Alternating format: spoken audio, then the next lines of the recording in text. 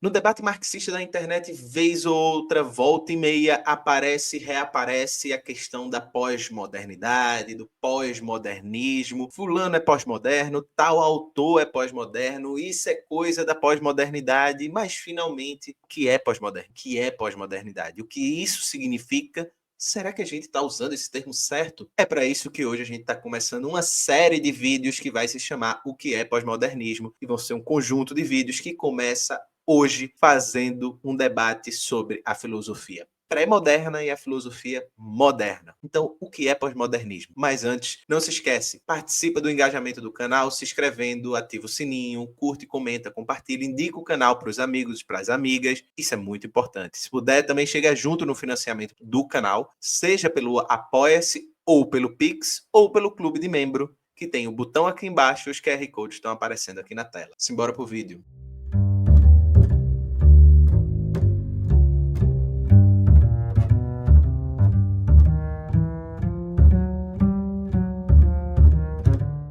Então, nesse primeiro vídeo da série, a gente vai fazer uma breve exposição, uma breve aulinha, por assim dizer, que eu tentei preparar para vocês sobre o que é pós-modernismo de maneira geral, mas o tema de hoje vai ser filosofia pré-moderna e a transição para a filosofia moderna. E por que a escolha desse roteiro? Porque a gente fala de pós-modernismo, pós-modernidade, mas a gente não entende ao certo o que está falando muitas vezes. A gente fala a partir de sensos comuns que circulam pela militância, que circulam entre meios marxistas, entre meios, enfim, diversos meios, mas a gente não tem acesso muitas vezes ao debate que gerou esse termo pós-modernismo, que é um debate muito grande, e para isso, para a gente fazer como uma boa pessoa formada em história, ainda que com formação em filosofia na pós-graduação, uma contextualização histórica desse debate, e para isso a gente vai começar lá atrás. O que era a filosofia antes da modernidade, para a gente entender o que é a modernidade, para aí sim entender o que é isso que se propõe a ser uma ruptura, uma quebra, algo que vem posterior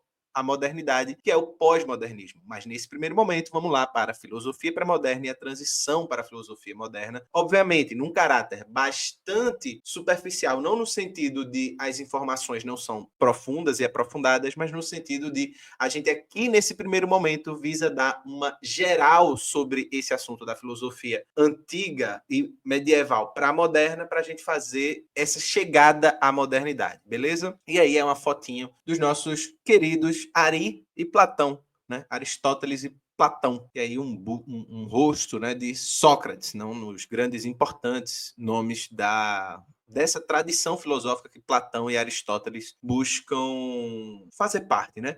O grande ponto é que tanto a filosofia antiga quanto a filosofia do medievo, quanto a filosofia medieval, elas têm por característica um debate do que a gente chama de uma filosofia do ser. O que é o ser? O que é a essência das coisas? O que é a essência da realidade? O que faz um copo ser copo? O que faz o ser humano ser ser humano? Qual é a essência das coisas? O que é, por exemplo, o belo? O que é o ser? E, portanto, é uma filosofia muito calcada pela ideia da ontologia, né, de explicar a coisa pelo que ela é. E isso surge no pensamento grego. É importante dizer uma observação que eu sempre digo quando dou aula, etc., em diversos espaços, é que a filosofia grega, e muita gente sempre fala filosofia grega e o eurocentrismo característico do pensamento filosófico, etc., mas a filosofia grega ela estava muito mais conectada. A Grécia, nessa época histórica, ali lá 300, 400 antes de Cristo, ela estava muito mais conectada ao mundo mediterrâneo, ao norte, às civilizações do norte da África, às civilizações do Oriente Médio, do que a Europa propriamente dita, do que é o que a gente entende por Europa propriamente dita hoje. Esse sul da Europa, Grécia, Itália, todo está muito conectado a essa influência cultural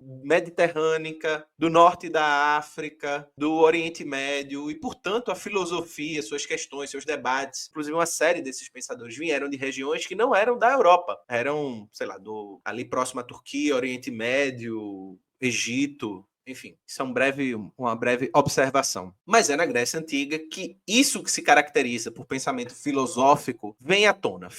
E o que é que a gente está falando por pensamento filosófico? Essa forma específica de pensar a realidade que não, que claro, né, tem suas especificidades e que as outras culturas pensavam a mesma coisa de maneiras diferentes, mas que se baseava nessa concepção de, a partir do pensamento racional, buscar entender o que é o ser das coisas. E um grande ponto que estava nesse momento, né, e que estava dado para esses pensadores, para eles pensarem essas questões, é que se para a gente saber sobre algo é saber sobre o que é o ser desse algo, né, ou seja, o copo é um copo por conta disso, disso, disso. E por isso se caracteriza por ser copo. Existe um problema, porque na realidade as coisas como são, elas são transitórias, elas mudam. Então vem um debate, por que algo que é deixa de ser o que é e vai mudando ao longo do tempo? Então ele é ou não é? Para poder caracterizar bem o que algo é, era preciso um profundo esforço intelectual para dar conta do ser da coisa, que apesar de aparentemente ter alguma coerência, na realidade da vida terrena, mundana, as coisas mudavam muito mais rapidamente, fazendo com que essa essência fosse muito mais difícil de ser capturada do que a gente imagina. E na Grécia, diversos pensadores, mais especificamente, né, coloquei ainda o Tales de Mileto, Heráclito, que tem outras características, né, um pouco diferentes dessas, né, Parmênides, mas basicamente Sócrates, Platão e Aristóteles. E principalmente Platão e Aristóteles vão definir todo um escopo da filosofia, não só para a filosofia antiga, mas para a filosofia para os próximos milênios. Há um ditado, né, uma frase de um filósofo que diz que a filosofia ocidental nada mais é do que uma nota de rodapé à filosofia de Platão e Aristóteles. E, de certa forma, isso faz algum sentido. A filosofia da Idade Média, por sua vez, ela, apesar de integrada à filosofia cristã, ela também está tentando, ao integrar a teologia cristã, ela está tentando dar conta de problemas ou pensar os problemas do seu tempo a partir dessas questões. O que é o ser, o que é a essência, por que as coisas mudam, e por que ao mudar isso não significa que essa essência deixa de existir, qual é a causa dessa mudança, mas qual é a causa da existência da forma, das essências, etc. E eles bebem diretamente de Platão, mas especialmente de Aristóteles, cada um a sua forma, os dois mais importantes desse tipo de vertente de pensamento, Santo Agostinho e São Tomás de Aquino. De maneiras distintas, tanto a filosofia clássica grega, que a gente vê como é importante o pensamento de Platão e Aristóteles, porque a gente vê uma filosofia pré-socrática na antiguidade e pós-socrática, ou seja, Sócrates marca uma linha de ruptura que está calcada nessa ideia de pensar essas questões a partir de uma lógica racional, de um tipo de lógica e de abordagem dos problemas de uma maneira específica, enfim, com a centralidade da razão e uma série de coisas, e que a Idade Média, do seu modo, ainda que pensando isso por um viés religioso, vai pensar junto desses autores, em especial Platão e Aristóteles. Um outro ponto fundamental é que esse conjunto de pensamento, que ambos estavam tentando pensar qual era a realidade e o ser da coisa, a essência, né, da coisa, o que faz com que algo seja algo, que é o ser. Isso baseia e estrutura um conjunto de pensamento ontológico, porém metafísico, né? Ou seja, a realidade não vai dar a resposta. A realidade concreta, ela indica que a gente vai pensar a partir dela, mas existe algo além da física que explica o ser da própria realidade, né? Ou seja, por isso metafísica, além da fisicalidade do mundo, né? Do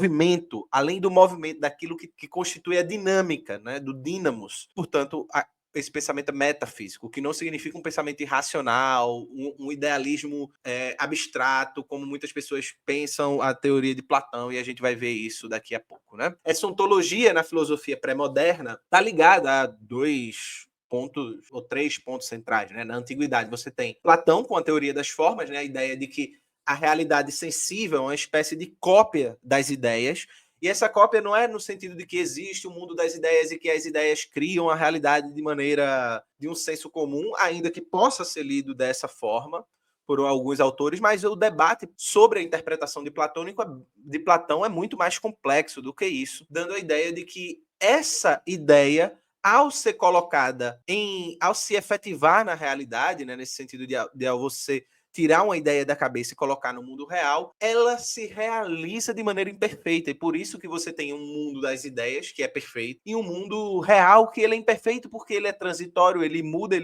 a gente não realiza a ideia de maneira plena, e por isso que ela é imperfeita. Então você teria essas duas leituras para pensar a teoria das formas de Platão, que obviamente é muito mais complexo do que isso, mas a gente está querendo reduzir para poder chegar nos pontos mais importantes. Aristóteles, por seu modo, está pensando uma teoria da substância, uma ideia de unir matéria e a forma. Como é que a gente pensa isso? E a gente vai ver isso mais um pouquinho quando chegar em Aristóteles, porque é muito fundamental. Aristóteles talvez seja mais importante, ao meu ver, diante da tradição filosófica ocidental, ainda que Platão seja também bastante importante. A Idade Média pega esse debate promovido por esses dois autores e vai usar a ideia teocêntrica de Deus como um ser supremo, ou seja, como a causa primeira, como criador, e portanto uma ideia de uma ideia primeira, o Deus, né, como essa ideia que move o mundo, que produz o mundo, que rege o mundo. Cria-se também uma hierarquia dos seres, né, de anjos, seres humanos, animais, objetos, etc. Mas que, de certa forma,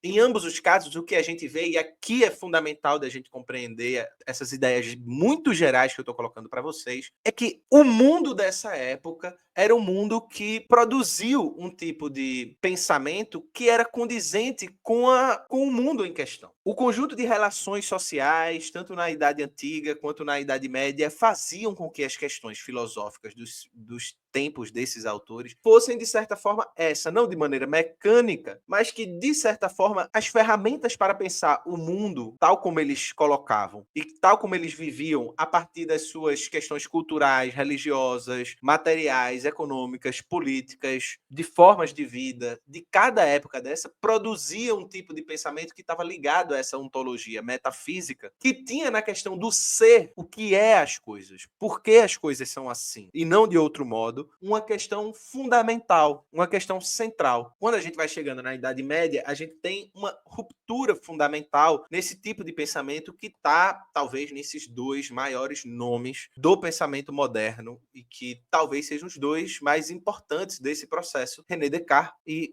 Immanuel Kant. Dentro dessa forma, você vai ter, para Platão, a ideia de que a essência, e isso é muito fundamental, a essência é um aspecto eterno, imutável, e, portanto, a forma ideal das coisas, ela é imutável e eterna, ou seja, a ideia de uma maçã, ela é eterna, ela é absoluta. A maçã como é no mundo é que é muito diferente da maçã ideal, da ideia da maçã. Então, quando eu falo para você, eu quero comer uma maçã, você não traz para mim uma laranja, porque você tem uma ideia do que é uma maçã. Contudo, a maçã que você pode trazer para mim, talvez vai ser uma maçã daquela que é mais vermelhona e que é mais macenta, né, areiosa. Eu particularmente não gosto. Eu gosto da maçã daquela que é mais durinha, enfim, mais crocante. Então você vai trazer essa maçã. Só que é isso, nós temos uma ideia da maçã que é eterna, que é imutável, e a realidade ela produz desvios na realização da maçã. Porém, essa mesma maçã que existe no mundo real e que é um desvio dessa ideia de maçã, ela só é identificável,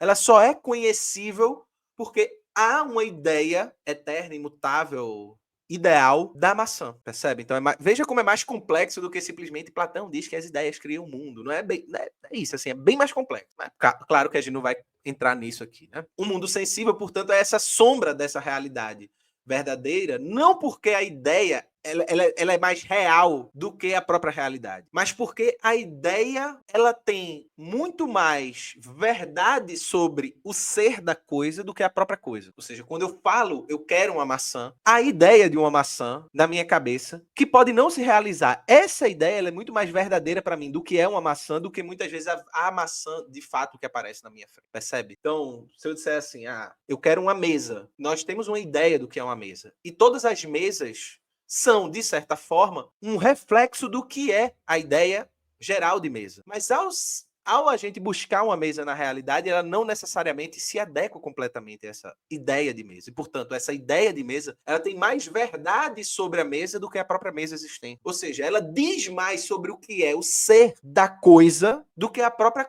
coisa enquanto matéria no mundo. E por isso é a ideia idealizada, idealista de Platão está nesse descompasso entre a ideia e o mundo sensível. Aristóteles, ele também vai partir dessa ideia de que para a gente conceber o que é a coisa, a gente precisa dar conta da essência daquilo que não muda, que é imutável, daquilo que é constitutivo da existência das coisas. E aí Aristóteles vai falar que existe uma substância que é composta de matéria e forma. A filosofia de Aristóteles, portanto, ela é mais complexa no sentido que ela dá uma explicação um pouco mais refinada sobre essa relação e que isso produz essa substância que caracteriza o ser da coisa. E ele vai elaborar, portanto, uma teoria das 4 causas, né, que é material, formal, eficiente, final. Sendo a causa material, aquilo do que é feito. Então, esse copo aqui é feito de plástico.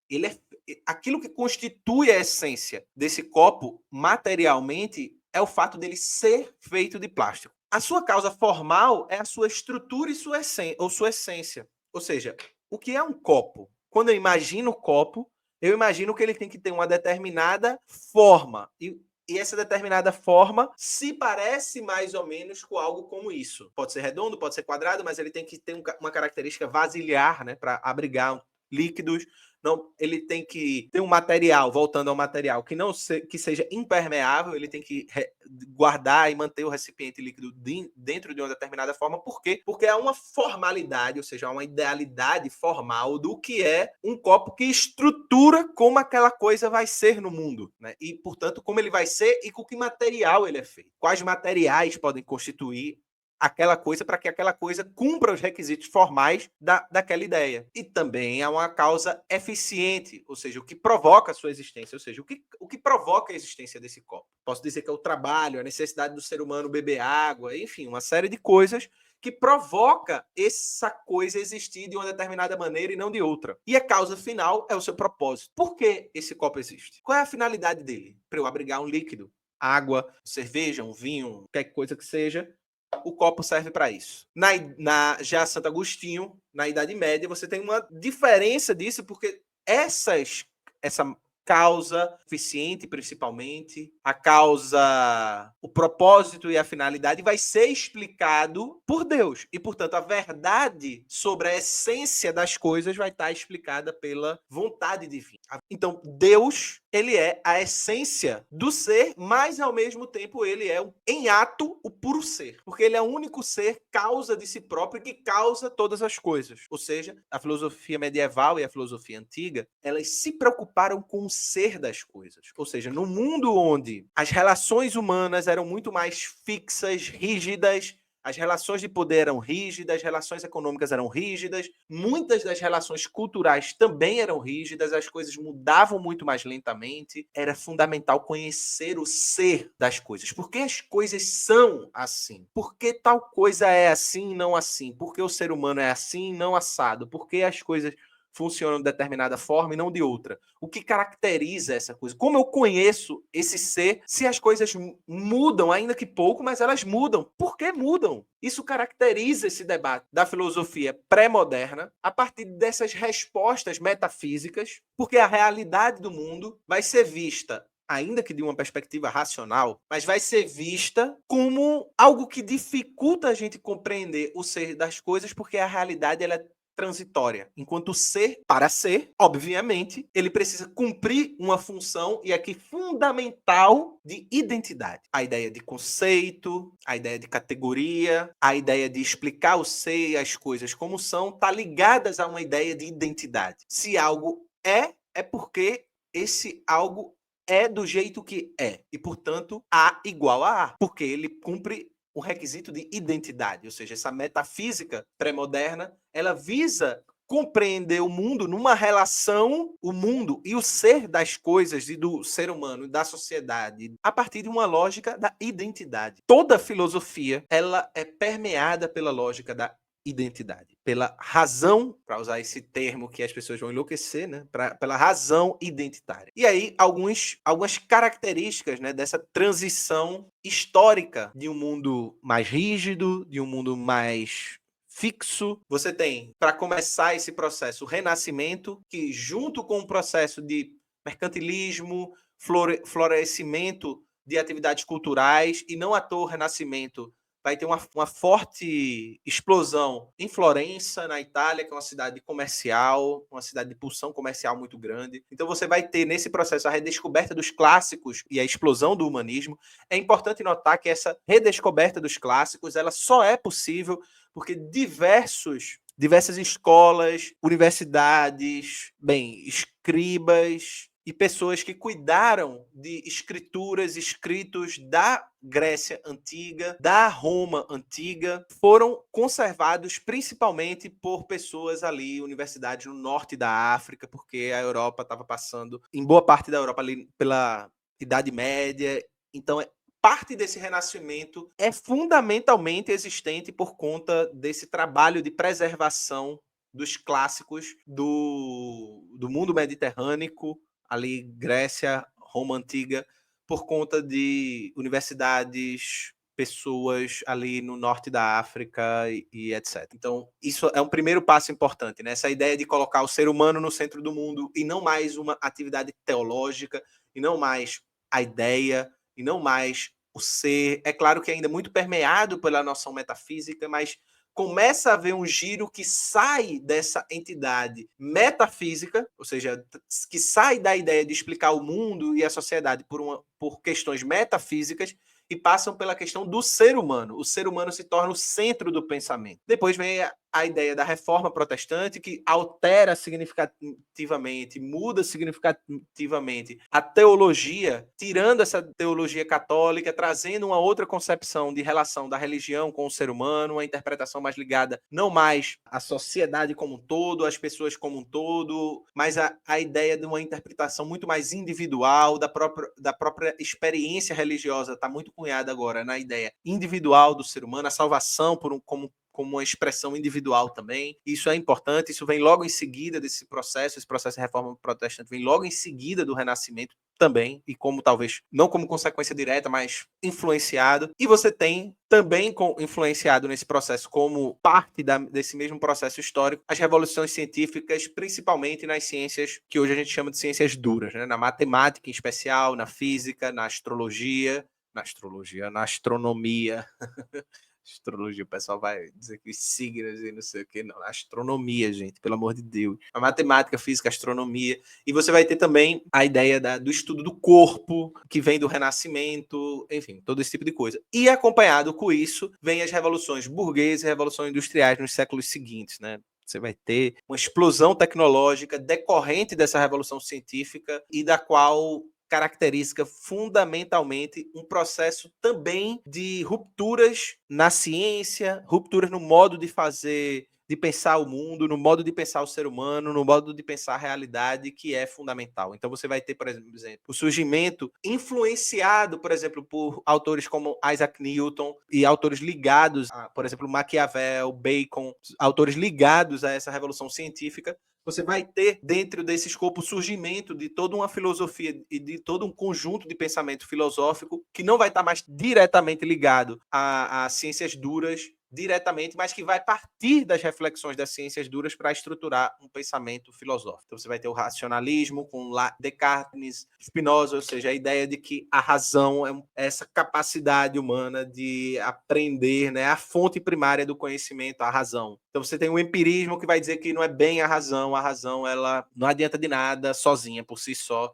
Você precisa ter uma experiência sensorial com base no saber. Você vai ter, por exemplo, Locke, Berkeley, Hume, são mais céticos em relação ao poder da razão e vai falar, por exemplo, de como o empírico é fundamental nesse processo de produção do conhecimento. E você vai ter Kant juntando mais ou menos essas duas vertentes, tentando salvar a razão das críticas muito poderosas que o empirismo faz à capacidade da razão de dar conta de tudo. Então, Kant vai fazer essa junção e Kant faz um processo que é fundamental, que é o que muita gente vai chamar de virada copernicana na filosofia. É quando definitivamente todo esse processo termina por fazer com que a filosofia saia de uma lógica muito mais ligada a um pensamento ontológico, a produção de uma ontologia, e Kant pensando muito mais, e se você vê desde o racionalismo, é isso, né? Como a gente conhece as coisas. Então, a filosofia deixa de ser uma filosofia com questões muito mais ontológicas e passa a ser uma questão muito mais epistemológica. Por quê? Porque você tem um processo de desenvolvimento científico, de mudanças muito brutais na ordem social, muito brutais e muito velozes na ordem social, que demanda uma explicação que, como as coisas estão mudando tanto, a questão do ser se perde diante de tantas mudanças e como há uma demanda muito brutal de desenvolvimento tecnológico que já vinha muito acelerado, então se trata de saber então como a gente estrutura o conhecimento humano, como a gente conhece as coisas, como a gente conhece a realidade, como a gente conhece a sociedade, como a gente produz conhecimento. Há uma virada em que sai do centro, por assim dizer, a questão do ser, ou seja, o ser estava no o ser enquanto objeto, né? O que é o ser do objeto? O objeto, enquanto ser, sai do centro da reflexão filosófica, ou seja, de certa forma, o filósofo, na Idade Antiga, na Idade Medieval, ele estava periférico nessa relação do saber, de certa forma, entre aspas, tá, gente? Porque quem detinha a primazia do conhecimento era o objeto, afinal de contas, a questão era o ser do objeto, era o objeto que me informava o que ele era. Eu tinha que encontrar mecanismos de dar conta de aprender o ser da coisa. E isso é mudado por conta de uma série de questões que, enfim, não cabe aprofundar aqui, mas a gente está tentando pontuar aqui, por essa virada copernicana que Kant vai fazer, que Kant termina, né? Que Kant faz a sua virada final, colocando o sujeito enquanto sujeito do conhecimento na primazia da produção do conhecimento. Portanto, é o sujeito do conhecimento que constrói o objeto, e não o objeto que nos dá a essência do seu ser. É a gente que constrói o objeto idealmente. E daí o termo idealismo, né? Não é como se Kant achasse que não existia uma realidade concreta, que o copo fosse só uma projeção da minha ideia. Não, é isso. É nós, enquanto seres do conhecimento, nós produzimos o objeto enquanto objeto do conhecimento. Nós produzimos idealmente o objeto enquanto objeto idealizável para ser conhecido. E, portanto, o sujeito passa, então, a estar no centro do conhecimento, cuja pergunta, se é essa a questão, se eu construo o objeto enquanto objeto do conhecimento, se trata de saber como eu construo esse objeto como objeto do conhecimento. Como eu conheço o objeto que eu construí enquanto objeto do conhecimento. A pergunta filosófica, então, passa a ser uma pergunta epistemológica. É a virada copernicana. E a conclusão que a gente chega é que, enquanto a filosofia pré-moderna estabelece essas bases metafísicas e epistemológicas, né? Também há questões epistemológicas na filosofia antiga, mas essa questão epistemológica está submetida a um conjunto de questões ontológicas de caráter do ser. Então você tem, por exemplo, Aristóteles e também a filosofia medieval criando modelos para dar conta do ser da realidade, de conhecer a realidade. E conhecer a realidade significa entender a realidade como ela é, o ser da coisa. No mundo em que as relações eram mais rígidas, as relações de produção eram mais rígidas, as relações, portanto, econômicas, políticas, culturais, sociais eram mais rígidas, haviam mudanças, isso era uma questão fundamental, mas basicamente o mundo era muito mais lento, as mudanças eram mais lentas, as coisas estavam à nossa vista por mais tempo, fazendo com que a gente se perguntasse o porquê uma coisa é assim, por que esse mundo é assim, por que o belo é belo. Antes de te encontrar, o mundo não tinha cor. Quero te dizer, teu amor mudou minha vida.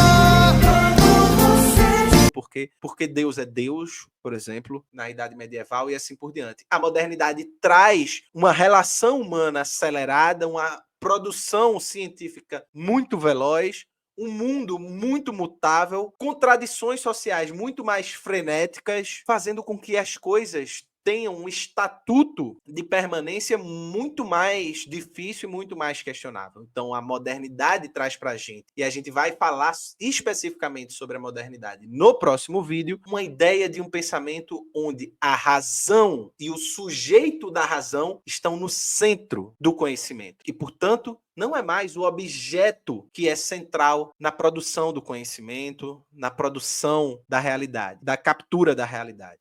É como eu, enquanto sujeito do conhecimento, construo a realidade como objeto do conhecimento. E, portanto, há uma diferença fundamental. Enquanto na filosofia pré-moderna, seja na sua versão antiga e medieval, que tem muitas diferenças, o objeto nos informava o que deveria ser conhecido nele. E a partir disso, você desenvolvia uma lógica, uma episteme, né, no sentido de um conjunto de normativas para conhecer algo, cuja determinação é dada pelo próprio objeto. Porque é o ser do objeto que existe como é, independente de como eu o perceba, independente de suas transformações, independente das suas oscilações, que vai delimitar como eu devo conhecer o objeto. Na modernidade, não. Como tudo está mudando, não há um objeto rígido, fixo, uma essência absoluta. Mas se a questão da essência permanece na modernidade e permanece, ela permanece sobre outra forma. Permanece sobre o horizonte epistemológico de a gente pensar. Como sujeito do conhecimento, construo um objeto do conhecimento. E, portanto, a questão, o horizonte da questão é epistemológica. A relação entre o objeto e a formulação para esse objeto enquanto identidade, esse objeto é isso, que me permite afirmar que algo é alguma coisa, muda drasticamente na realidade. E a gente vai ver no próximo vídeo, quando a gente adentrar na filosofia moderna. Valeu e até o próximo vídeo.